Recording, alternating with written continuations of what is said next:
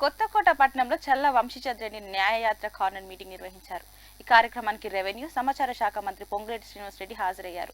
వెనుకబడిన పాలమూరు జిల్లాను అభివృద్ధి పరిచేందుకు ఎన్నో ప్రాజెక్టులను ఆనాడు వైఎస్ రాజశేఖర రెడ్డి హయాంలో పాలమూరుకు తెచ్చిన ఘనత కాంగ్రెస్ దేనని గుర్తు చేశారు. కల్లబొల్లి మాటలు చెప్పి తెలంగాణ ప్రజలను కేసీఆర్ తప్పుదారి పట్టించారని మండిపడ్డారు. ఈ కార్యక్రమంలో సిడబ్ల్యూసీ సభ్యులు చల్ల వంశీధర్ రెడ్డి, ఎమ్మెల్యేలు మేఘారెడ్డి, మధుసూదన్ రెడ్డి హాజరయ్యారు. మంత్రిగా ఉన్నటువంటి వ్యక్తి రెవెన్యూ శాఖలో ఒక గ్యారంటీ అయినటువంటి ప్రతి పేదవాడికి 5 లక్షల రూపాయలతో ఇందిరమ్మ ఇల్లు కట్టియడము.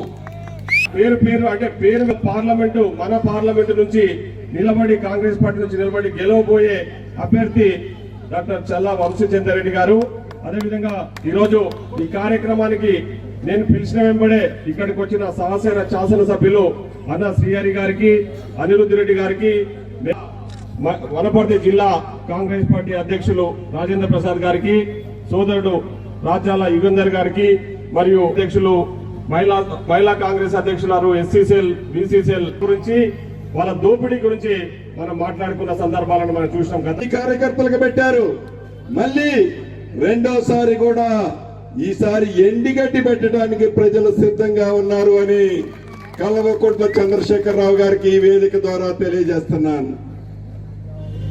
అంతేకాదు, మంత్రిగా ఉన్నటువంటి వ్యక్తి రెవెన్యూ శాఖలో ఒకసారి ఎండిగడ్డి పెట్టడానికి ప్రజలు సిద్ధంగా ఉన్నారు అని కల్వకుంట్ల చంద్రశేఖరరావు గారికి ఈ వేదిక ద్వారా తెలియజేస్తున్నాను.